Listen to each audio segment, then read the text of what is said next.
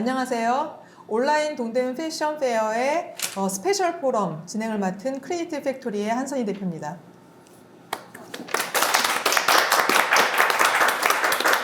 네, 오늘 그 스페셜 포럼이어서 되게 귀한 분들을 모셨어요. 평소에 만나기 힘들 분들 함께 하셨습니다. 먼저 소개를 해드릴게요. 모비스 그룹의 모춘 대표님. 안녕하세요. 모춘입니다. 네, 하이라이츠 브랜드의 이준건 대표님. 안녕하세요. 반갑습니다. 네, 오셨고요. 하고 LNF의 홍정우 대표님 오셨습니다. 안녕하세요. 네, 그리고 국민대학교 의상학과의 김승현 교수님 모셨습니다. 네, 도프. 예, 온라인 동대문 패션 페어의 다른 말입니다. 준말이고요. 저희가 이름을 하나 지어봤고요. 도프의 행사의 일환으로 지금 준비된 기획된 스페셜 포럼입니다. 내일부터 시작되죠. 27일부터 29일까지 3일간에 거쳐서 동대문 패션이라고 말할 수 있는 그런 그 30개 브랜드의 가장 트렌디하고 빠른 상품들을, 겨울 상품들을 만나볼 수 있습니다. 이에 앞서서 오늘 전날 저희가 스페셜한 포럼을 준비했습니다. 우리가 가장 많이 들은 말이 뭘까요? 생각을 해보면 이제 해마다 옥스포드 사전에서 올해의 단어를 선정을 하죠. 2013년에는 셀피, 그리고 2018년에는 젊은이의 반란, 2019년 작년에는 기후의 위기였습니다. 기후 위기. 자, 2020년에는 어젠가 아마 그젠가 발표가 난 것 같은데요. 뭐였을까요? 없습니다. 네, 올해 한 단어로 규정하기 어렵다 해서 아예 없는 걸로 발표가 났네요. 올해 가장 많이 들은 말은, 그러면 우리 사이에서 많이 들은 말은 뭡니까? 코로나고요. 또 뭐가 있죠? 언택트, 온택트, 또 좋아하는 재택근무 이런 것도 있었고요. 지금 뭐 2단계 이렇게 이제 거리두기 2단계 이렇게 되어 있는데 가장 또 우리가 겁내하는 셧다운도 있죠. 그런 것들이 지금 전 세계적으로 올 한 해가 가장 복잡단단한 한 해였던 것 같고요. 아직까지 지금 그 여파 속에 있습니다. 네트워크 포럼의 주제를 이렇게 잡았습니다. 오프라인 시대가 종말이냐, 그러면 언택트만이 우리의 미래인가, 이런 화두를 한번 던져보고요. 그러나 우리가 오늘 모신 분들을 통해서 알 수 있겠는데 지금부터는 옴니 채널의 전략화가 가장 중요하다. 그래서 비즈니스 균형을 잘 잡아야 한다라는 방향을 짚어보고자 합니다. 오늘 섹션은요 4개로 구성을 하고요. 첫 번째 섹션은 메시지 중심의 브랜딩을 통한 비즈니스 전개에 대해서, 그리고 두 번째는 콘텐츠 비즈니스 바라보는 패션은 어떻게 해야 하는가, 세 번째는 온라인 중심 패션 유통의 현재와 미래는 어떻게 될 것인가, 이렇게 3가지 주제, 소주제를 다뤄보고요. 그 다음에 이어서는 토론을 진행하도록 하겠습니다. 자, 그러면 첫 번째 주제, 메시지 중심의 브랜딩을 통한 비즈니스 전개 방식에 대해서 이야기를 해주실 모춘님을 소개하겠습니다. 네. 좀 독특한 이력을 갖고 계십니다. 동화 일러스트 작가를 거쳐서 라인 프렌즈의 브랜디 디자인 팀장님 하셨고요. 최근에는 유튜버로도 활동하고 계십니다. 첫 번째 강연 듣도록 하겠습니다. 네, 안녕하세요. 저 모비스 그룹에서 크리에이티브 업무, 브랜딩 관련 업무 하고 있는 모춘이라고 합니다. 오늘은 이제 브랜딩 어떤 식으로 저희가 빌드업했나 간략하게 말씀드릴 건데 되게 소규모로 움직이는 거라 그냥 하나의 사례로만 이해해 주셨으면 좋겠고요. 어떤 일들 하는지 설명드리겠습니다. 우선 저희 섭외 받을 때 이 브랜드 때문에 이제 연락 주셨죠. 모베러웍스라는 일하는 사람들을 위한 브랜드를 하고 있고요. 보시는 것처럼 그 옷을 만들어 팔고 있고요. 옷만 파는 거는 아니고 이렇게 스테이셔너리 굿즈들도 만들어서 팔고 있고, 조금 멀리 가서 가구도 만듭니다. 가구만 만드는 건 아니고 맥주 회사랑 술도 만듭니다. 그리고 여러분들 그 SNS 많이 이용하시고 계시죠? 그 인스타그램이랑 이렇게 관련해서 굿즈들도 만들고 있습니다. 이렇게 이제 자사 브랜드만 하는 건 아니고요. 패션 쪽 지금 관련된 일들 많이 하셔서 많이 아실 건데, 그 한정판 신발 거래 플랫폼이죠. 크림. 여기에 이제 브랜드 경험도 설계해서 BX 부분에 참여하기도 했고요. 뭐 글로벌 브랜드죠. 구글의 뭐 페스티벌에 깃도 뭐 제작하기도 하고 이렇게 산출물로만 보면 되게 두서없이 여러 장르를 넘나들면서 일하고 있습니다. 근데 저희를 바라봐 주시는 분들은 저희가 되게 좀 일관된 플레이를 하고 있다? 그런 말씀들을 되게 많이 하셔서 왜 그렇게 느껴지시는지에 대해서 한번 오늘 썰을 한번 풀어보려고 합니다. 그래서 저희가 다른 디자인 스튜디오들이랑 조금 다른 면이 그 오늘 대표님께서 말씀 주신 이 모티브라는 채널인데요. 유튜브 채널인데요. 그 이제 1년 조금 넘었어요. 이 채널을 시작한 지. 그래서 저희가 브랜드를 만드는 처음 고민부터 고민의 굉장히 찌질한 그 상황들을 다 세세히 기록해서 그 여러분들에게 공유하고 그 기록했던 채널입니다. 지금 그래도 조금 성장해서 지금 한 3만 명 정도 되는데요. 이 부분이 오늘 제가 주력해서 말씀드리고 싶은 부분입니다. 그 1년 전입니다. 제가 일을 굉장히 좋아하는데 여러 가지 상황으로 퇴사를 하게 됐고 이제 뭐 먹고 살 건가 그거를 이제 새벽에 굉장히 고민해서 이제 기획한 회의고요.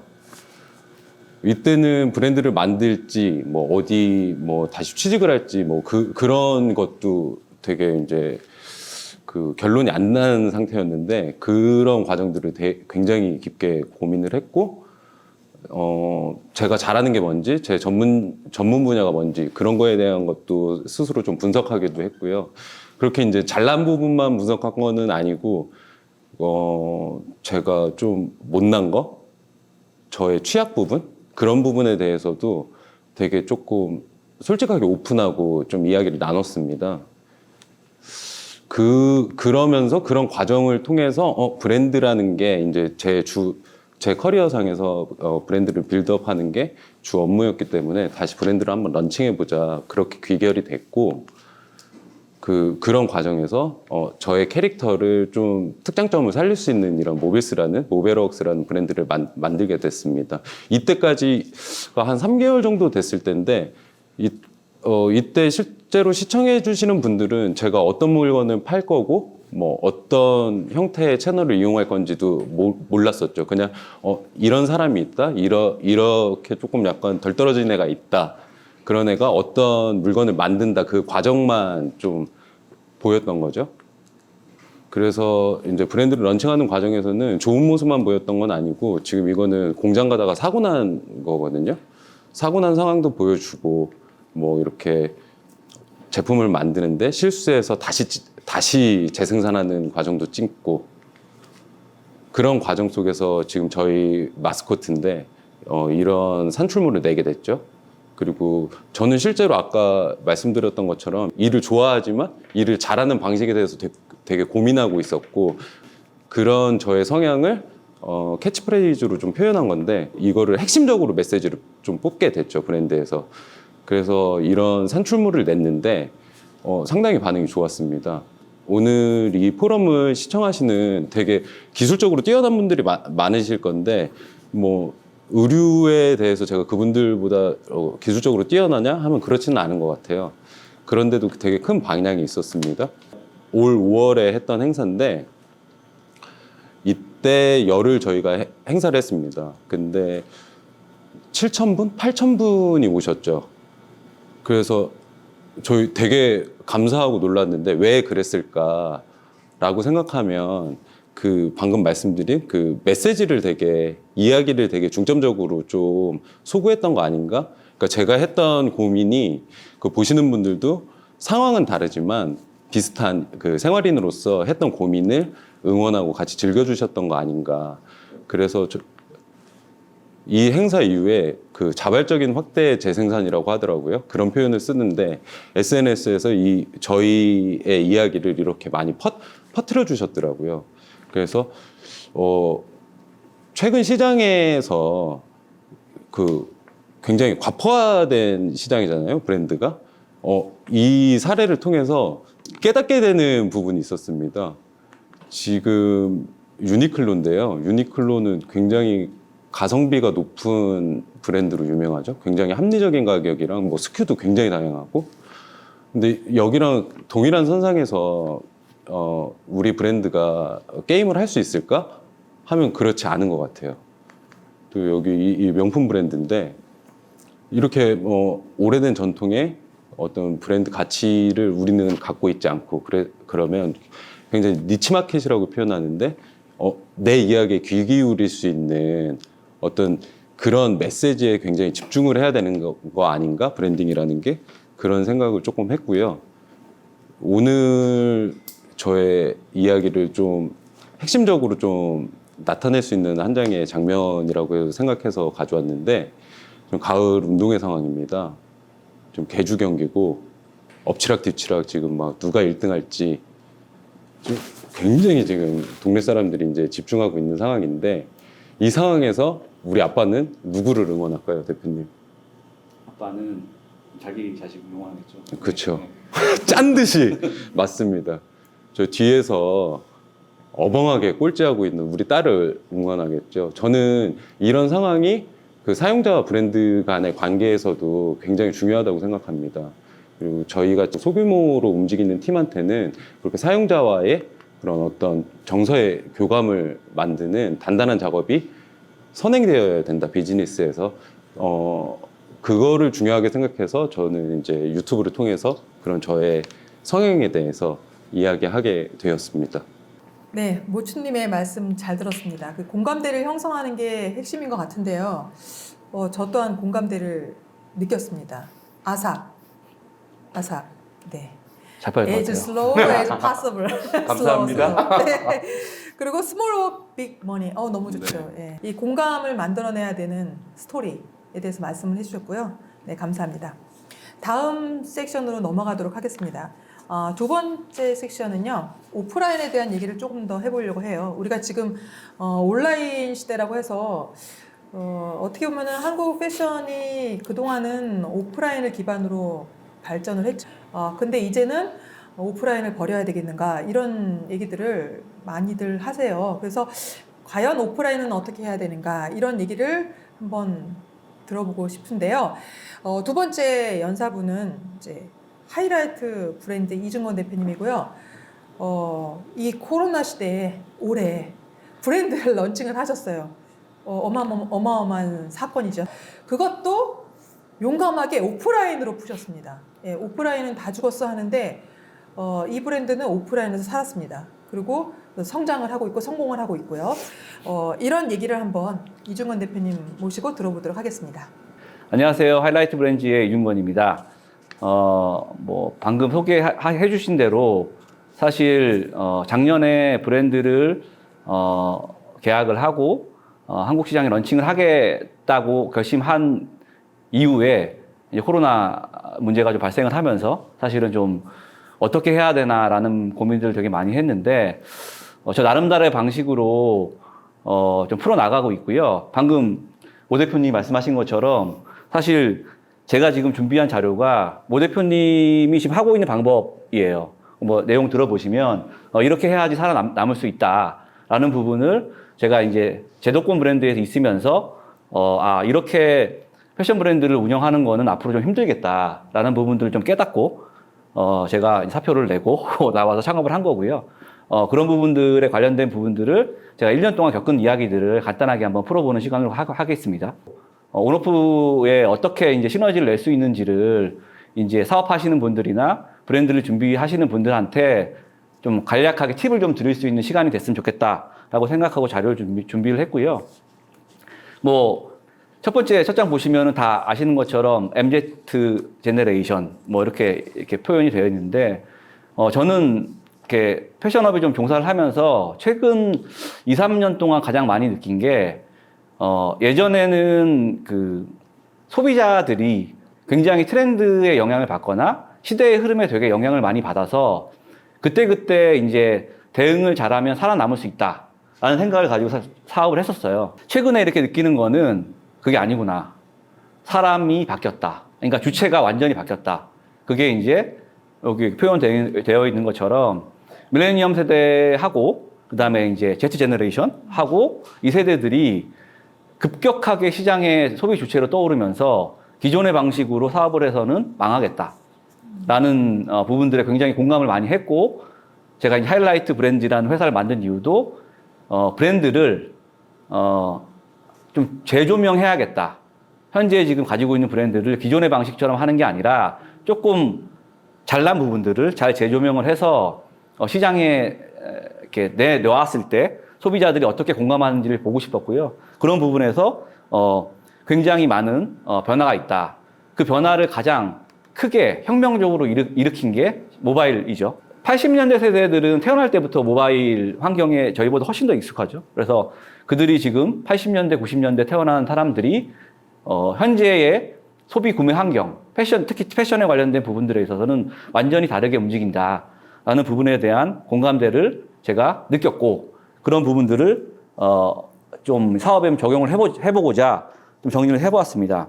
두 가지로 제가 좀 나눠봤어요. 패션 브랜드를 살 때 어떤 동기에 의해서 사느냐, 근데 그게 어떻게 변했느냐, 이 부분들 좀 짚어봤고요. 그리고 어느 환경, 어떤 환경에서 이 사람들이 사는지, 이 두 가지가 저희가 이제 이 브랜드를 운영하는데 굉장히 중요한 요소더라고요. 이게 결국에는 모 대표님이 아까 전에 소개해 주셨 보니까 팝업 스토어였던가요?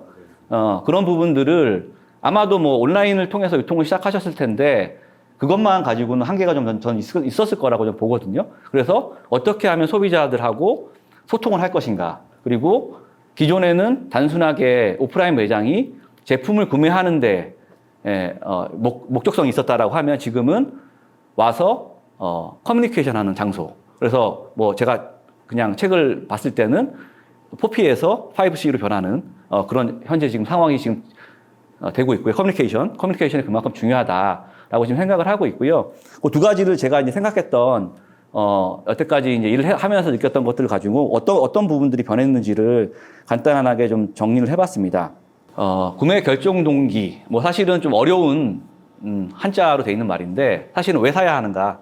그들에게 이 MZ 소비자들한테 왜 사야 하는가에 대한 사실은 뭐 여기 계신 분들이 매일매일 고민하는 일이거든요. 뭐 왜 사야 되는가? 근데 사실은 지금까지는 상품을 구매한다, 제품을 구매한다라는 생각으로 사실은 공급자들이 공급을 했고, 소비자들도 어느 정도 거기에 맞게 뭐 추워지니까 사야 되고, 그렇죠? 어디 놀러 가야 되니까 사야 되고, 사실 이런 쪽으로 소비 동인이 많이 움직였는데, 사실 사업을 이제 이렇게 본격적으로 하면서 많이 느꼈던 게, 진짜 소비자들이 컨텐츠를 소비하는구나.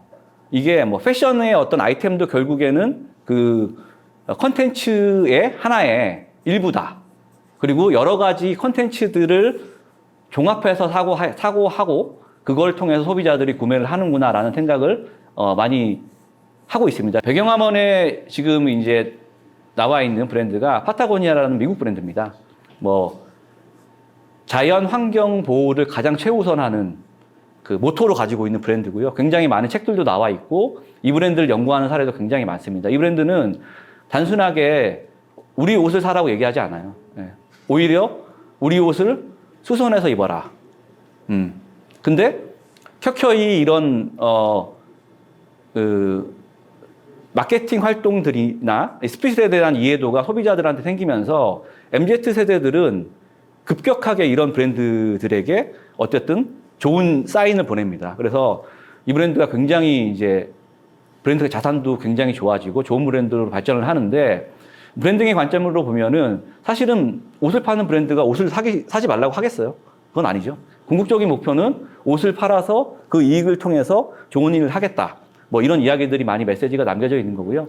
뭐 저도 이제 저희 브랜드를 잠깐 홍보를 좀 하자면, 저희가 올해 런칭을 하고 나서 저희가 코닥이라는 브랜드를 저희가 운영을 하고 있는데, 이 브랜드가 가지고 있는 굉장히 큰 아카이브 중에 하나가 영화입니다. 영화.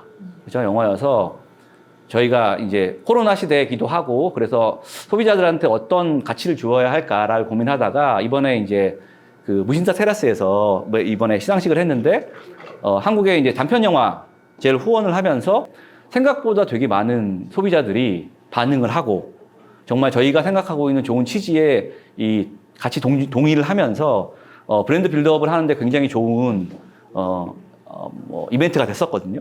그런 걸 보고 있으면 이제 소비자들은 단순하게 상품을 구매하라고 저희가 푸시를 해도 어차피 이거는 먹힐 수 있는 그런 소비자들이 아니다라고 좀 생각을 하고 있고요. 그래서 저희가 이제 브랜드 사업을 할 때는 소비자들이 원하는 결정 구매 동기에 대해서 정말로 잘 고민을 하고 이 부분들에 대해서 집중적으로 투자를 하지 않으면 사실은 첫 번째 스텝을 내기가 좀 어렵다라는 생각을 하고 있고요. 아까 전에 첫 번째 연사님 발표하신 그 브랜드 보면서 사실 제가 그 브랜드 제품들 봤었거든요. 그러면서 되게 예쁘다라는 생각을 했었는데 나중에 뭐 저희랑도 같이 협업도 해볼 수 있고 문화적인 이런 컬처적인 부분에서도 좀 많이 와닿는구나. 두 번째 또 하나가 뭐냐면 자꾸 이제 예를 들어 저희 같은 경우는 이제 브랜드 런칭을 하고 1년, 2년 동안은 코닥이 가지고 있는 그 영화, 사진, 에만 집중하기로 했어요. 모든 제품들과 브랜딩에 대한 요소를. 그래서, 너무 많은 거를 보여주려고 하지 말자. 제가 이제, 이 브랜드 전에서는 좀 더 큰 브랜드에서 이제 직장 생활을 했는데, 사실은 거기 화두는 어떻게 하면 많은 거를 보여줄까? 이거예요. 왜냐하면 매출 늘리기 위해서는 많은 걸 보여줘야 되는데, 사실 너무 어려운 작업이기도 하고, 이제 그 소비자들의 성향이 모든 걸 다 풀어내는 브랜드를 그렇게 크게 좋아하진 않습니다. 그래서 간략하게 그냥 간단하게 좀 짚고 말씀드리는 거는 한 가지에 몰두해서 한 가지를 잘 갖고 놓고 브랜딩을 하면 그 다음 스텝을 준비하는데 굉장히 좋아요. 근데 너무 많은 창업을 하시는 분들이나 브랜드를 하시는 분들이 야, 성공해야 돼. 내가 여기서 이걸 성공해가지고 막 1등이 돼야 돼 라고 생각을 하시지만 사실은 시장은 굉장히 좀 어렵거든요. 대부분 창업하시는 분들이 온라인 비즈니스에 대해서 내가 이렇게 하면 잘 될 거야 라는 생각을 좀 약간 청사진을 그리는데 나중에 이제 대표님 말씀하시겠지만 굉장히 어렵습니다. 저는 사실 1년 동안은 온라인 공부하느냐고 시간을 거의 다 썼어요.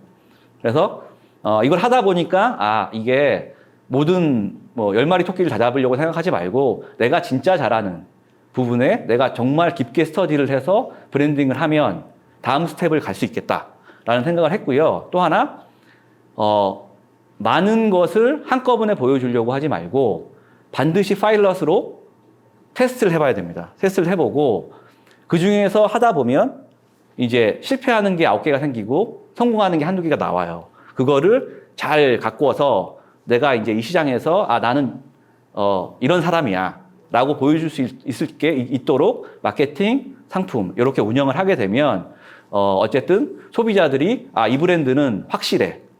이 제품 하나는 확실하고 이런 가치를 가지고 있어. 그리고 그런 레퍼런스들이 이제 소비자들 사이에서 쌓이면서 제품을 구매하는 동기에 어쨌든 레벨을 끌어올리는 역할을 하게 된다라고 생각을 합니다. 예, 여기까지가 구매 동기에 대한 이야기였고요.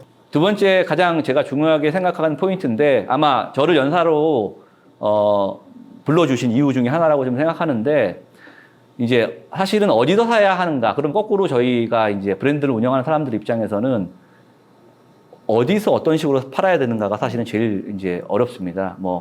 제가 용감하게도 오프라인 비즈니스를 시작을 했는데 제가 온라인을 잘하는 사람이 아니라고 생각했어요. 일단 첫 번째 가장 큰 이유가 그리고 너무나 잘하시는 분들이 많고 제가 여기서 버텨내기는 쉽지 않겠다라는 생각을 좀 했고 일단 온라인에서 공부를 좀 해보고 오프라인을 가지고 기름을 좀 부어보자라는 생각으로 브랜드를 셀렉을 했고요. 그 셀렉한 브랜드를 가지고 이제 지금 전개를 하고 있습니다. 간단하게 말씀드리면 가장 중요하게 생각하는 거 지금 소비자들의 패턴을 보면 무엇을 사느냐도 굉장히 중요한데 나와 얼마나 밀접하게 관련되어 있는 곳에서 보이는가가 상당히 중요합니다. 그래서 거꾸로 얘기하면 그러면 모바일이잖아요. 모바일인데 그러면 소비자들이 모바일만 가지고 소비를 하느냐? 저는 근데 그렇지 않다라는 생각을 했어요. 왜냐하면 통계 지표를 봐도 미국은 이미 리테일 소멸도가 정지를 했습니다. 그 얘기는 뭐냐면 온라인과 오프라인 리테일의 이 중간 지점이 형성되고 있다는 거라고 저는 보고 있거든요. 한국에서도 좀 비슷하게 될 텐데 지금 이제 렌트 비용들이 굉장히 많이 지금 이제 절충이 되고 있고요. 저는 이제 거꾸로 이런 MZ 세대들이 그동안 이제 오프라인에서 구매를 했던 패턴들이 없었지만 오프라인에서 구매하는 건 행위 자체를 굉장히 즐거워한다라는 생각을 좀 했습니다. 그래서 거기에 맞게 어떻게 우리가 다양하게 소비자들을 이렇게 이제 서라운딩 하느냐, 이거가 굉장히 중요하다고 판단을 했고요. 그거 핵심이 되는 부분들은 무조건 어떤 지점에서든 그 사람들이 편리하게 구매를 할 수 있도록 만들어내는가, 그리고 얼마나 친숙한가. 근데 그거는 온오프랑 상관이 없습니다. 온라인에서 친숙하면 오프라인에서도 친숙하게 돼 있거든요. 그리고 오프라인에서 친숙하면 온라인에서 친숙하게 돼 있고, 저희 같은 경우는 실제로 온라인 매출, 대부분 다 그러실 거긴 한데, 저희 같은 경우는 온라인의 월요일 매출이 제일 좋아요. 그 얘기를 거꾸로 이제 가늠을 해보면, 토요일, 일요일 날 오프라인 매장을 사람들이 많이 가잖아요. 그러면 월요일 날 한가할 때 구매를 많이 해요. 이제 그런 시너지 효과들이 발생을 하거든요. 그래서 오프라인이 무조건 소멸되느냐, 그건 아니고 어떻게 만들어 놓느냐가 굉장히 중요한데, 그런 부분에 있어서 이제 이 MZ 소비자들의 심리를 잘 이해를 하면 이 사람들도 충분히 이런 표현을 씁니다. 제가 이제 저희 직원들한테 정말 제품이 사고 싶다라고 하면 천리길을 마다하지 않고 달려오는 게 소비자다.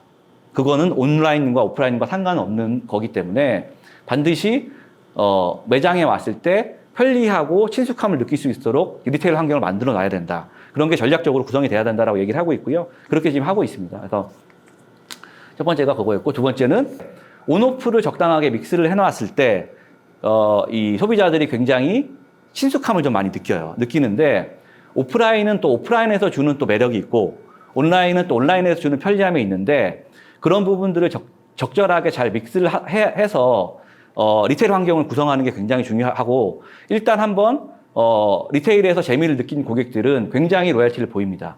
그래서 온라인 같은 경우는 되게 많잖아요, 브랜드들이. 그래서 이렇게 막 보고 있다가도 새로운 브랜드가 들어오면 이게 넘어가고, 새로운 브랜드가 넘어가고 하잖아요. 근데 이제 오프라인 같은 경우는 적당한 환경만 잘 만들어 놓으면 소비자들이 그 안에서 쇼핑을 하는 환경이기 때문에 제품을 좀 이렇게 다양하게 판매하기도 좋고, 그리고 그 소비자들을 어쨌든 로열티를 좀 확보를 해서 지속적인 단골 고객을 만들기도 좋기 때문에, 실제로는 이 오프라인과 온라인의 이런 특성들을 잘 구현하는 게 리테일 환경에서 굉장히 중요하다라는 말씀을 좀 드리고 싶어요.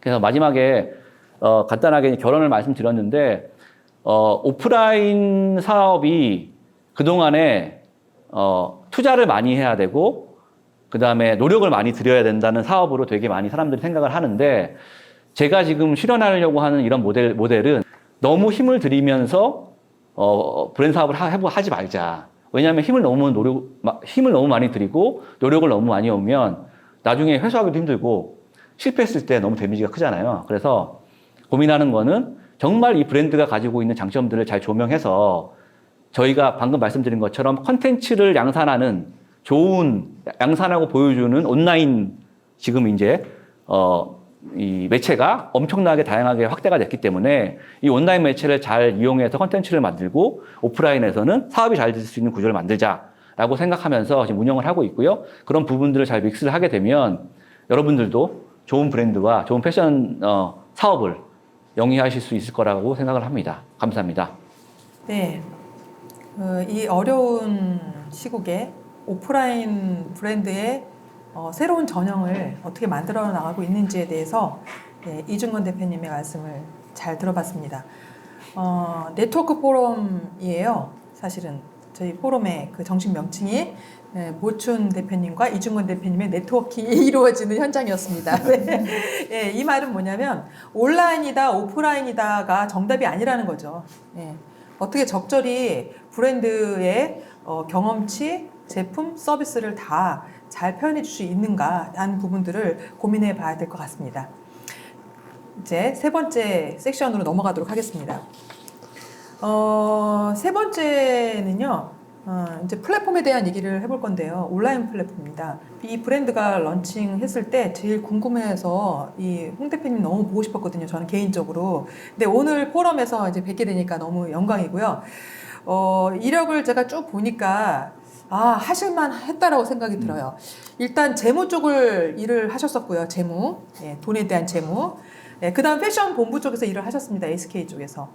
그래서 제가 생각하기엔 기대하기로는 돈이 되는 플랫폼이 만들어지지 않았을까라는 생각을 해보면서 어떤 하고가 이제 만들어졌고 앞으로 어떤 방향을 보고 계신지에 대해서 간략히 들어보도록 하겠습니다.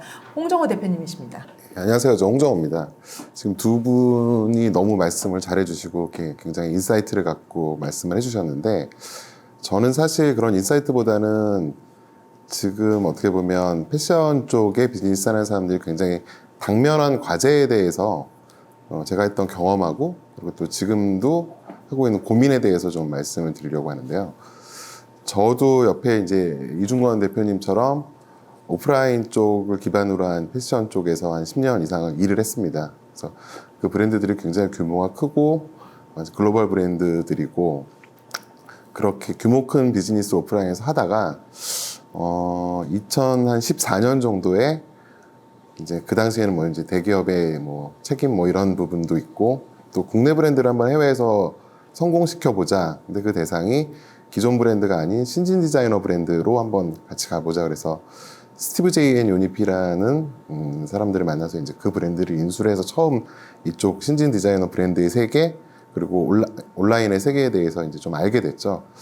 그래서 가능성이 굉장히 있겠다는 생각을 많이 하다가 2015년에 메르스가 터진 다음에 오프라인 매출이 급격히 감소했습니다. 근데 그게 메르스가 진정되면은 올라갈 줄 알았는데 오프라인 쪽 매출이 계속 회복이 되지 않았거든요.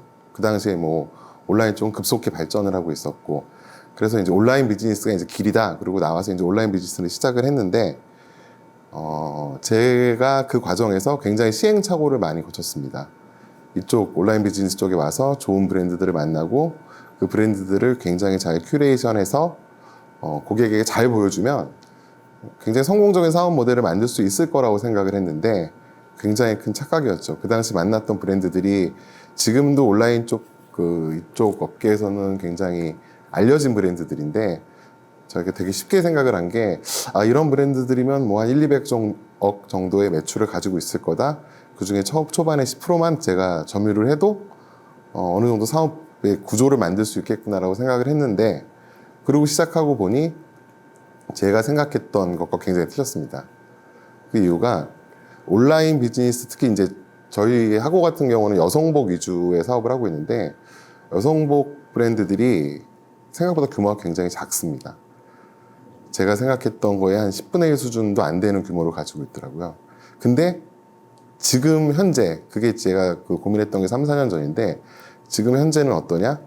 아직도 여성복들의 규모는 그 정도밖에 안 됩니다. 제가 지금 얘기하고 싶은 게 좀 암울한 얘기가 될 수도 있는데 온라인에 대한 특히 패션 쪽은 환상을 굉장히 좀 버리셔야 합니다.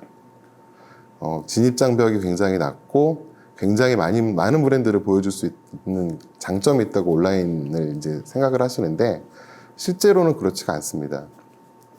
국내에서 온라인 패션 플랫폼을 하는 굉장히 유명한 사이트들도 기본적으로 체류 시간이 5분이 넘지 않습니다. 그리고 그 첫 번째 메인 화면이라고 그러죠. 메인 화면에서 이탈하는 확률이 거의 절반에 가깝습니다. 그렇다는 얘기는 결국 메인 화면에서 보여줄 수 있는 브랜드는 기껏해야 40개에서 50개밖에 되지 않고 입점되어 있는 브랜드는 보통 2,000개에서 3,000개 브랜드가 입점이 되어 있죠. 그리고 매일 10개 이상의 브랜드가 요즘 생긴다고 하고 있거든요. 그러면 아까 이중권 대표님이 말씀하신 것처럼 온라인에서 보여줄 수 있는 기회라는 건 점점 좀 줄어듭니다. 그래서 브랜드들이 성장을 하는 게 그렇게 좋은 환경이 아닌 거죠. 반대로 이제 아까 얘기했던 오프라인 같은 경우는 백화점은 200~300개 브랜드를 가지고 있고 한 번 들어가게 되면 최소한 1시간 반에서 2시간을 고객을 잡아놓는 효과가 있는 거죠. 그러니까 아무리 안 좋은 위치에 이름 없는 브랜드라도 고객한테 노출할 수 있는 기회가 있는데 온라인은 실질적으로 그렇지 않습니다. 특히 최근 들어서 이제 많이 생기는 경향들이 PB 브랜드다 아니면 익스클루시브 브랜드다 이런 브랜드들이 생겨나기 시작하기 때문에 기존 유통 플랫폼들에서 새로운 브랜드를 보여주거나 아니면 기존에 어느 정도 잘 성장하고 있던 브랜드를 더 키워주거나 이런 게 거의 불가능한 구조입니다. 온라인 시장 마켓 전체는 커지고 있지만 개별 단위 브랜드의 성장률은 굉장히 지금 안 좋은 상황이거든요. 근데 이게 좀 착시 효과처럼 전체 플랫폼의 거래액이 커지니까 온라인이 굉장히 커지는구나라고 생각을 하는데 그런 기대를 갖고 온라인 쪽에 그냥 진입을 하시면 저는 솔직히 100점 100패라고 생각을 합니다. 심지어 3년 전에 굉장히 잘했던 브랜드들도 지금 다 정체기를 맞거나 약간의 쇠퇴기를 맞고 있거든요. 그래서 온라인 마켓에 대해서는 좀 그런 부분을 고민을 해보셔야 되는 거고, 그리고 이제 패션 비즈니스는 어느 정도 아시는 분들은 당연히 생각을 하시는 거겠지만 그 자금의 회수 기간이 굉장히 깁니다. 그래서 성장률이 높더라도 자금이 부족한 경우가 굉장히 많이 생깁니다. 그래서 저희가 이제 최근에 이제 브랜드들 만나보고 아니면 아까 뭐 재무 얘기 잠깐 하셨지만 재무 컨설팅을 잠깐 해드리면 하나같이 하시는 얘기가 재무제표상의 이익은 나서 세금은 내는데 대출금이 늘어나고 있어요라는 얘기를 해요. 그러니까 현실적으로 이 브랜드 비즈니스에서 자금을 잘 회전시키고 돌리는 게 얼마나 어려운지를 생각 안 하시고 이쪽 비즈니스에 들어오시는 분들이 굉장히 많거든요. 그래서 그런 점도 좀 고민을 해보셔야 되는 것 같고, 그리고 이제 그 또 브랜드에 대한 얘기만 했으니까 제가 플랫폼에 대한 얘기도 말씀을 드릴게요. 그 온라인 플랫폼들은 제가 좀 전에 얘기한 것처럼 거래액이 늘어나고 굉장히 성장을 한다고 얘기를 했는데 수익 구조는 점점 안 좋아지는 상황입니다. 이유가 일반적으로 고객 한 명이 오프라인 백화점을 2개, 3개, 4개 가지 않거든요. 보통 1개 내지 2개 백화점을 가지고 가격 비교를 하지 않습니다. 그 백화점이 물론 뭐 세일이나 프로모션을 하는 거에 대한 내용은 인지하고 가긴 하지만 온라인처럼 네이버가 백화점에 있는 브랜드의 오프라인 가격을 비교해 주진 않거든요. 근데 온라인 같은 경우는 보통 일반적으로 조금 규모가 있는 브랜드는 10개에서 11개 정도의 플랫폼에 입점을 합니다. 그러면 모든 플랫폼들은 똑같은 상품을 파는 거죠. 그 다음에 할 수 있는 거라고 유일하게 할 수 있는 게 가격 경쟁밖에 없습니다. 그러다 보니 쿠폰을 남발하게 되고 플랫폼이 거래액은 커지는데 수익력은 점점 안 좋아지고, 또 아까 말씀드린 것처럼 브랜드는 노출이 안 되기 때문에 성장을 못하고, 지금 어떻게 보면 굉장히 악순환 구조로 들어가고 있는 거거든요.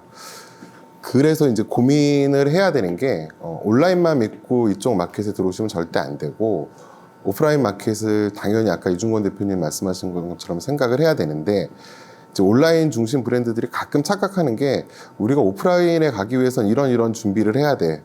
뭐 이제 스타일 수라고 그러죠. 시즌당 몇십 스타일 이상이 있어야지 오프라인에서 플레이할 수 있어. 프로덕트 믹스가 어느 정도는 돼야 돼. 이런 착각들을 하시는데 그러는 순간 망합니다. 100%.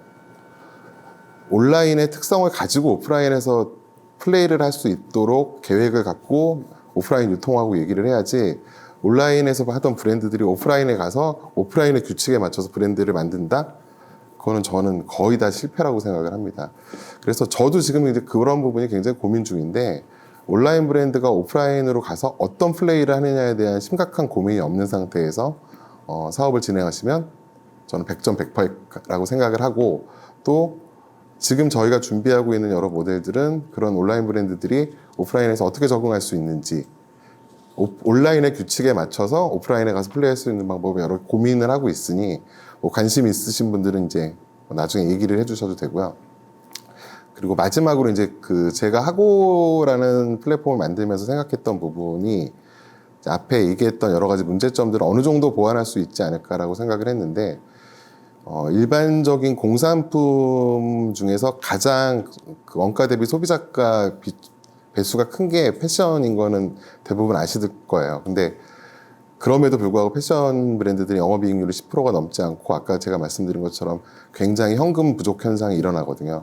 그래서 제가 생각했던 게 이제 펀딩이라는 모델인데, 이 펀딩이라는 모델 자체는 브랜드한테는 생산 자금을 선지급할 수 있고 또 재고에 대한 리스크를 완전히 없앨 수 있는 모델이고요. 고객한테는 그 재고에 대한 리스크가 없는 만큼에 대한 가격 할인 혜택이 있는 거죠.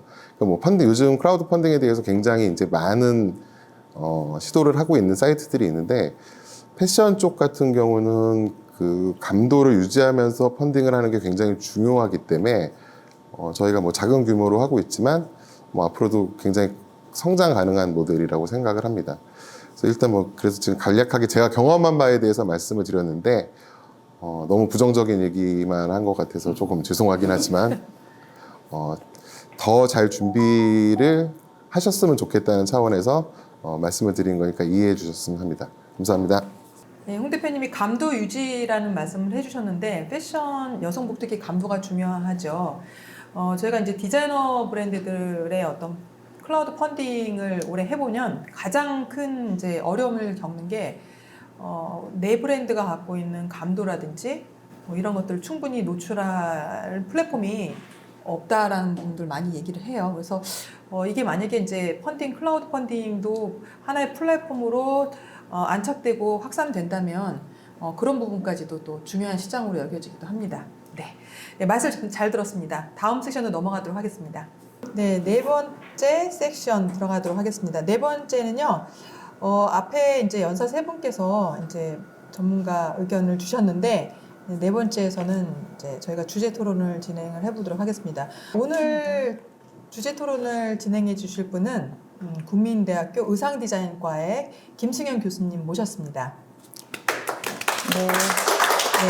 김승현 교수님은요, 최근까지 동대문 패션 활성화 방안에 대한 연구를 하셨고요. 그리고 현재 지금 도프, 동대문, 온라인 동대문 패션 페어의 그 진행에 있어서, 운영에 있어서 그 자문과 그 운영위원장을 맡고 계십니다.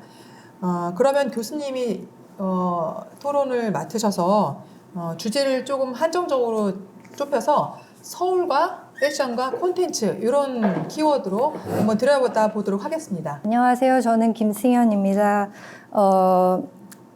본 포럼은 서울시 디자인재단 주관으로 DDP를 중심으로 동대문에 거점을 두고 서울 전역에 거쳐서 패션 브랜드를 운영하고 계시는 도메스틱 브랜드 활성화를 위해서 열리는 포럼인데요. 앞에서 연설해 주신 것들이 굉장히 많은 도움이 될 것 같습니다. 저는 지금부터 한 분께 이제 질문을 좀 드릴 건데요. 제일 처음 모티비 대표님께 먼저 질문을 드리겠습니다. 강연해 주신 내용 중에서 수용자 중심의 메시지를 만들고 교감하는 것의 중요성에 대해서 말씀해 주셨는데요. 이제 어떤 해당 상품이 있을 때 그것에 적합한 메시지를 개발하실 때 가장 중요하게 생각하시는 점이 무엇이고 또 그 다음으로 중요한 것은 메시지를 확산시키는 것이겠죠. 근데 그것을 확산시키는데 효과적인 전달 방법에 대해서도 좀 말씀해 주시면 감사드리겠습니다. 저희 팀 멤버들끼리 우리 팀, 우리 브랜드의 그 주력 상품이 뭔가에 대해서 되게 이야기를 많이 하고 있는데 저희 결론은 그냥 우리는 메시지를 팔고 있다, 이야기를 팔고 있다는 이야기를 내부적으로 많이 하고 있습니다. 그래서 그 어떤 상품을 잘 팔기 위해서 메시지를 만든다기보다는 그 메시지를 좀 잘 전달하기 위해서 그거에 맞는 도구로서 상품을 좀 기획하는 앞뒤가 좀 바뀐 경우가 많고요. 결국에는 그 메시지라는 거는 내가 무슨 이야기를 하고 싶은 거지? 혹은 무슨 이야기를 잘하는 거지? 그 부분에 이제 굉장히 이제 포커스를 많이 집중하고 있습니다. 그래서 저희가 이제 의류를 판매하고 있는데 뭐 후드나 맨투맨 같은 경우도 저희는 그 포스터로 이해하고 있어요. 우리 메시지를 잘 발산할 수 있는 어떤 도구로서의 역할을 수행하고 있다고 판단하고 있고요. 메시지를 확산하는 방법은 오히려 확산하지 않으려고 노력한다. 그러니까 그 메시지에 정말로 공감할 수 있는 사람을 그러니까 매스하게 푼다기보다는 정말 그 우리 이야기에 너도 그 생각해? 라고 같이 고민할 수 있는 그런 사람들을 좀 찾는 데 굉장히 집중하고 있습니다. 네. 네. 예. 아니 제가 뭐 유튜브를 보다 보니까 저도 그거에 막 홀리게 돼서 계속 보게 되더라고요. 그래서 그걸 보면서 와 나도 저렇게 정말 쿨하게 비즈니스를 할 수 있으면 너무 좋겠다라는 생각을 했는데요. 대표님도 쿨함에 대해서 많이 말씀을 하시는 것 같아요. 그래서 쿨함에 대해서 좀 정의를 한번 해주시고요. 쿨하게 브랜드를 운영하는 것에 대해서도 한번 말씀을 해주시면 좀 재미있을 것 같습니다. 굉장히 부끄럽습니다. 굉장히 부끄럽고요. 제가 좋아하는 밴드 중에 검정치마라는 네. 팀이 있고 그 조유일 그분께서 쿨에 대해서 굉장히 공감된 이야기가 있는데 쿨 게임에서는 쿨에 대해서 정의 내리는 순간 진다. 아, 그래요. 아, 그 질문이 잘못됐네. 그래서 근데 그 이중권 대표님께서 발표하시면서 네. 굉장히 공감했던 게 그 MZ 세대에 대해서 정의 내리신 거에 대해서 굉장히 공감했는데 어떤 트렌드에 휩쓸리지 않고 자기 보이스를 조금 낸다. 근데 이제 저도 반대로 브랜드를 운영할 때 그런 관점에서 조금 노력하는 것 같아요. 좀 요거를 요렇게 비틀면 사주겠지. 순간 어떤 제가 이해하는 그 사용자 소비자는 굉장히 똑똑하거든요. 그렇게 좀 트릭을 쓰는 순간 이게 소구되기가 되게 어려운 것 같아요. 이게 진짜로 우리 브랜드가 할 수 있는 이야기인가, 눈치 보지 않고 잘할 수 있는 이야기인가를 그 명확하게 이렇게 전달했을 때 좀 쿨한 게 나오지 않을까 조심스럽게 의견 내봅니다. 예, 네. 정말 말씀하시고 하시는 게 쿨하신 것 같고요. 저희 그게 쿨하지 않은 거라고 하니까 정의는 안 내리는 걸로. 네네. 네, 알겠습니다. 예, 그럼 두 번째로 하이라이트 브랜드의 이중권 대표님께 질문을 네. 드리겠는데요. 회사 이름이 어렵죠? 네. 그래서 이제 콘텐츠 비즈니스 속의 패션은 결국 패션 하나만이 아닌 종합적이고 다양한 것들과의 결합을 강조하시는 걸로 알고 있습니다. 근데 반면 스토리에 있어서는 한 가지만 집중하라 이렇게 말씀을 하셨거든요. 그래서 그것이 어떤 의미인지, 마케팅적인 의미인지 아니면 상품적인 이야기이신지 그 부분에 대해서 좀 여쭙겠습니다. 조금 이제 원 스토리를 이야기하면서 다양성을 이야기를 하는데 브랜드의 이제 방금 모 대표님 말씀하신 것처럼 브랜드가 소비자들한테 전달할 수 있는 메시지는 하나여야 된다는 이야기고요. 소비자들이 가지고 있는 그 다양성이라는 단어는 결국에는 소비자들이 재미있고 지루하지 않고 지치지 않아야 되는데 지금과 같이 이 모바일이 발달된 세대에는 너무나 많은 정보를 가지고 있거든요. 그래서 웬만큼 재미있거나 다양하지 않으면 소비자들이 사실 이렇게 눈길을 잘 주지 않습니다. 그래서 그런 재미있는 요소, 다양한 요소들을 본인들이 가지고 있는 한 가지 스토리 안에 잘 녹아낼 수 있는 브랜드들이 성공한다라는 말씀을 드린 거고, 그렇게 접근을 하려면 굉장히 단순한 이야기지만 고도의 전략이 사실 좀 필요한 부분이거든요. 그래서 브랜드가 가지고 있는 철학이나 이야기를 너무나 뭐 여기는 저렇게 여기는 저렇게 하려고 하면 사실은 둘 다 좀 힘들지만 그 안에 녹여져 있는 메시지는 명료하고 단순하게 만들기 위해서는 그 안에 들어가 있는 잘 짜여진 다양성들을 잘 녹여냈을 때 좋은 브랜드가 될 수 있다라는 말씀을 좀 드린 부분이에요. 예. 예. 사실은 좀 헛갈릴 수 있는 부분인데. 예. 헷갈리나요 아직도? 예. 예, 많이 도움이 될 것 같고요. 그래서 제가 그냥 간단하게 보니까 어떻게 다양한 가능성 중에서 어떻게 코닥을 선정하셔서 그거를 어페럴까지 가지고 가셨는지 그 다음에 제가 또 읽어보니까 지금 폴라로이드랑도 뭘 할 계획이 있으신데 사진관처럼 뭐. 예, 그러면서 지금 뭐 단편 영화제도 예. 영화제를 여신 거죠. 그 다음에 또 네네네. 시상을 하시고 이런 건데 네네. 그 부분에 대해서 어떻게 그런 컨텐츠를 잡으신 거에 대해서 한번 좀 얘기를 해주세요. 방금 말씀드린 맥락에 좀 연장선상에 있다고 보시면 될 것 같습니다. 그래서 첫 번째 질문 왜 코닥이라는 브랜드를 선택을 했냐라는 질문은 그 사람들의 이 니즈가 젊은 사람들 특히 젊은 사람들의 니즈가 예전의 것이라는 것에 이제 묘한 매력을 느끼는 시대가 왔다라고 저는 생각을 했거든요. 그러면서 제가 이제 출장을 다니면서 여기저기 사람들을 보면서 코닥이라는 브랜드가 글로벌 브랜드들과 콜라보레이션 작업들을 하는 것을 제가 좀 봤어요. 보면서 내가 저 브랜드를 한번 가져와서 해보면 되게 재미있게 풀어낼 수 있겠네라는 생각이 좀 들었고요.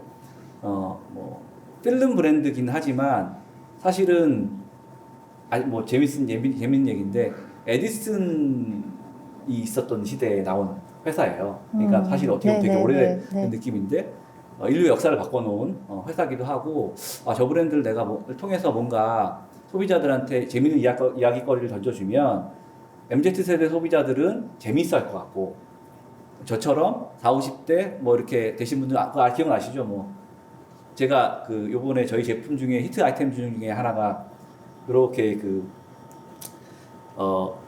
필름 패키지 안에 붙어 있는 요 네임택 있어요. 그거를 제품에 녹여낸 제품이 되게 잘 팔리거든요. 네. 그래서 저희도 어렸을 때 그렇게 많이 했잖아요. 뭐 사진 찍은 다음에 봉투에다가 발을정자로 해서 3장, 이 사진 3장, 뭐 4장 이렇게 많이 했었잖아요. 그래서 좀 그런 경험 하신 분들한테는 재밌겠다. 그리고 향수를 불러일으키겠다 생각을 해서 선택을 했습니다. 선택을 했고 그 부분들을 방금 말씀하신 것처럼 코닥이라는 브랜드 안에는 굉장히 다양한 요소들이 있어요. 예술, 그다음 영화, 그다음에 뭐 스포츠를 할 때 다 코닥 필름을 찍잖아요. 그래서 그런 이야기들을 제가 아까 말씀드린 것처럼 굉장히 다양하잖아요. 네. 근데 코닥이라는 한 가지 스토리에 녹이는 작업을 하는 거죠. 그거를 패션으로 도출시키고 그 작업을 통해 가지고 브랜드의 메시지를 정확하게 소비자한테 전달하면 승산이 있을 것이다 라고 판단을 한 거여서 첫 번째 질문하고도 사실은 좀 일맥상통한 대답인 것 같습니다. 예. 네. 네. 그러게요. 제가 지금 입으신 가디건이 그 코닥 필름 고기의 패키지 색깔 맞는 거죠? 예. 요 카디건 예. 갑자기 제품 생각나는데 옐로우 이거는 컬러. 이제 예전에 그 컨셉 필름 중에 이제 브라운이라는 네, 약간의 네. 그런 컨셉을 가지고 모티브를 따와서 필름 제품의 느낌을 녹여낸 거예요. 네. 되게 클래식하게 이제 아이언을 사용을 한 거고요. 네. 네. 예, 저도 그 가디건 색깔 보고 막 옛날에 약간 향수 같은 게 좀 예, 떠오르고 예, 이래서 되게 재미있게. 향수가 떠오르면 예. 나이가 좀 이제 그쵸. 저는 X세대 이전이라 가지고. 네. 그래서, 네. 좋은 말씀 감사드립니다. 네. 답변 감사드립니다. 그럼 이제 마지막으로 이제 하고 대표님, 홍정우 대표님께 질문을 드리겠습니다. 일단은 플랫폼에서 사실은 제가 제일 관심 있게 봤던 게 이제 펀딩 하시는 것이었던 것 같아요. 그래서, 펀딩 하시면서 뭐 다양한 뭐 펀딩하는 게 있지만 패션 쪽에서는 사실은 흔한 일은 아니었던 것 같고요. 그리고 그렇지만 브랜드의 입장에서는 선주문, 후생산이라는 그런 생산 시스템은 굉장히 이상적인 시스템이라고 생각을 합니다. 근데 이게 펀딩을 아무나 할 수는 없는 거니까요. 그다음에 또 채택되기도 어렵고 펀딩할 제품을 선택하실 때 어떤 부분을 굉장히 중요하게 보시고 성공하려면 또 어떤 것이 굉장히 또 충족이 돼야 되는지에 대해서 좀 조언을 부탁드리겠습니다.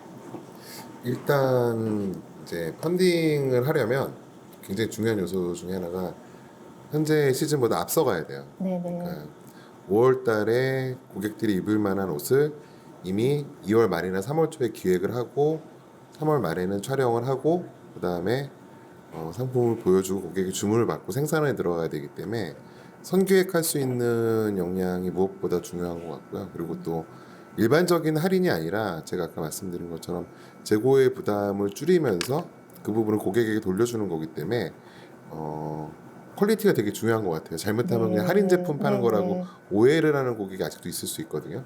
그렇기 때문에 이제 퀄리티가 굉장히 중요하다는 부분 말씀드리고 싶고, 그리고 펀딩의 의미가 또 브랜드 전체한테도 끼쳐주는 영향이 있어요. 아까 말씀드린 것처럼 5월에 입을 옷을 이미 뭐 3월에 아니면 4월에 판매를 해보는 거거든요. 네. 판매를 해보고 고객 반응을 파악을 해서 실제로 지금 이제 온라인 베이스의 브랜드들은 대부분 선계획을 하지 않기 때문에 판매하기 2주 전, 3주 전 이럴 때 생산을 하거든요. 선반응을 봐서 생산할 수 있는 툴로도 굉장히 좋죠. 실제로 그렇게 반영하는 브랜드들이 있고, 어떤 상품을 펀딩을 했다가 펀딩이 끝난 다음에 컬러를 바꿔서 반응이 좋았던 거는 메인 시즌 상품에 넣는 경우가 굉장히 있어요. 그래서 그런 차원에서도 펀딩을 좀 적극적으로 활용을 하는 게 좋지 않을까, 뭐 이런 생각을 합니다. 네.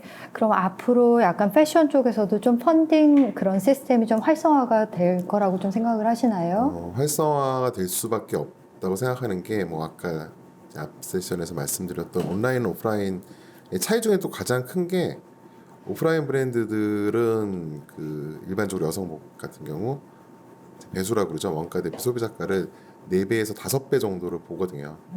근데 이제 그 시대는 저는 굉장히 네네. 끝났다고 봐요. 네, 네. 근데 그거를 줄이기 위해서는 재고의 부담을 없애야 되기 때문에 이 펀딩으로 하는 이제 시스템을 마다할 브랜드는 없다고 생각을 하는 거죠. 예. 예. 예. 뭐 저는 브랜드를 하는 사람은 아니지만 제가 브랜드를 한다면 그럼 이런 시스템을 사실은 굉장히 해보고 싶을 것 같아서 해주신 말씀이 굉장히 많은 도움이 될 것 같습니다. 그럼 이제 마지막으로 세 분 모두에게 그냥 간단하게 부탁드리고 싶은 거는 저희가 이번 행사에서 조금 지원하고자 하는 브랜드는 저희가 소위 말하는 도메스틱 브랜드입니다. 그래서 동대문을 거점으로 해서 서울 전역에 확산되어 있는 그런 어떻게 보면 좀 큰 브랜드도 있지만 소규모의 굉장히 작은 브랜드들이 많고요. 이 브랜드의 대부분이 약간의 감도와 패션 쪽의 창의성을 기반으로 해서 디자인력은 훌륭한 브랜드들이 많이 있습니다. 세 분은 브랜드, 뭐 다른 것도 다 잘하시지만 기획이나 마케팅, 유통에 대해서 굉장히 좀 많은 성공을 좀 이루신 분들이라고 저는 생각을 하거든요. 그런 입장에서 브랜드, 도메스틱 브랜드의 약간의 조언 같은 것들을 한마디씩 해주실 수 있으면 좀 많은 도움이 될 것 같습니다. 그런 브랜드가 저희 브랜드거든요.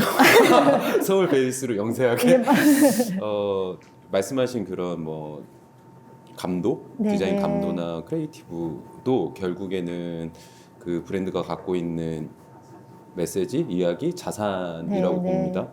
그 자기 브랜드가 갖고 있는 그 캐릭터가 뭔지 네. 일단 분명히 그 내부 인원이 아는 게 우선돼야 되는 게 아닌가? 그 다음부터 어떤 말씀하시는 그런 마케팅 권법들이 같이 있으려면 네, 네. 그런 부분을 조금 많이 생각하셔야 될 것 같습니다. 예, 맞아요. 매우 중요한 부분인 것 네네. 같습니다. 예. 뭐 제가 감히 뭐 그런 조언을 해드릴 수 있는 자리가 아닌 것 같은데 그냥 제 생각을 말씀드리면 사실 업의 본질을 벗어나서는 사실 사업이 성공하기 좀 어렵거든요. 그래서 모든 뭐 많이 해주신 것처럼 본인 브랜드가 가지고 있는 제품, 브랜드의 제품이 사실은 소비자들이 공감하는 좋은 제품이 아니면 단순한 단순한 마케팅이나 그런 뭐 유통을 가지고는 사실 영속할 수 없고 지속할 수 없기 때문에 브랜드 제품을 되게 심혈 있게 만들어내는 작업이 가장 중요하다. 거기에 이제 많은 투자와 에너지를 끌어들이면 그 다음의 문제들은 좀 자연스럽게 풀리지 않을까라는 생각을 좀 해봅니다. 네, 네. 감사합니다. 저는 그렇게 생각하는 게 브랜드가 나아가야 될 바가 뭔지에 대해서 명확하게 하고선 플레이를 하셔야 될 것 같아요. 이 브랜드가 어떻게 성장하고 어떤 모습이 됐을까를 생각하고 시작을 하셔야지 그게 명확하지 않으면 사실 이 패션이 굉장히 세분화되어 있어서 가야 되는 방향이 여러 갈래로 나눠져 있거든요. 그래서 굉장히 자기의 방향에 대해서 명확하게 생각을 하시고 두 번째는 두려워하지 말고 소비자 반응을 보셔야 돼요. 소비자가 얘기해 줄 수 있는 게 굉장히 많거든요. 근데 이게 시작하는 게 두렵다고 생각하면 결국 아무 얘기도 못 들어요. 그러니까 빨리 시작하셔서 소비자의 냉철한 판단을 받고 브랜드의 방향성을 만들어가는 게 굉장히 중요한 것 같습니다. 예, 세 분이 얘기해 주신 것처럼 굉장히 현실적인 조언도 많이 말씀을 해주셔서 저는 굉장히 많은 도움이 되실 것 같다고 생각이 들고요.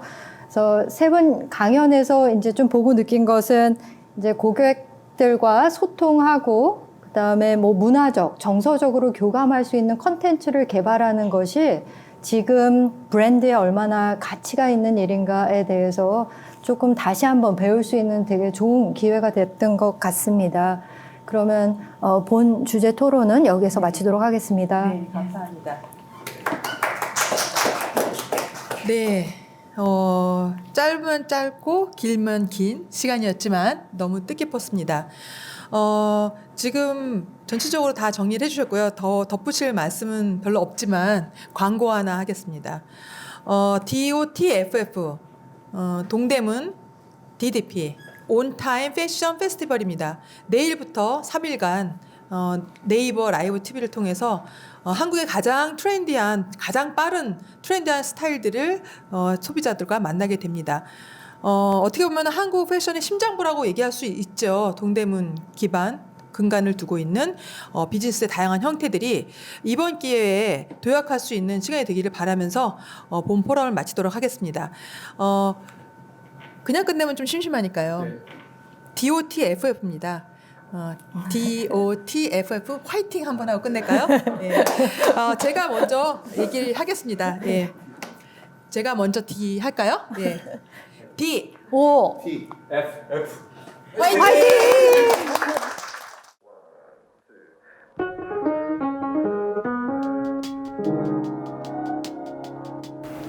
안녕하세요. 모델 아이린입니다. 이번에 제가 동대문 온타임 패션 페스티벌 DOTFF 홍보대사가 되었습니다. 우와! DOTFF는 한국 패션의 심장인 동대문 그리고 서울 디자인 재단 주최로 동대문 기반 30개 패션 브랜드를 소개하고 라이브 커머스로 판매하는 패션 페스티벌입니다. 오늘 제가 DOTFF 옷을 직접 입어보려고 해요. 자, 그럼 이제 다음 장소로 이동해 볼까요?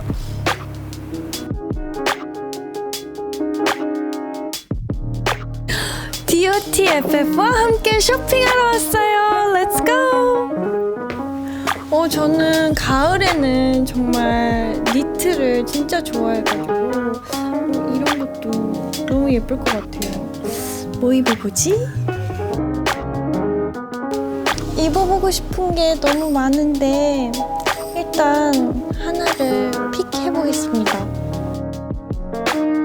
앞뒤가 언밸런스여서 되게 뭔가 더 세련되고 스타일리시해 보이는 느낌이 들어요. 이제 한국에서도 좋은 브랜드들이 너무 많아서 해외에서 쇼핑 안 해도 될 것 같아요. 이번 DOTFF에 30개 브랜드나 참여한대요. 컬러나 스타일도 명품 브랜드와 비교해도 손색이 없어요. 한국 브랜드들이 정말 글로벌 수준인 것 같아요. 진짜 자랑스러워요. 네이버 쇼핑 라이브에서 실시간으로 함께 쇼핑해요.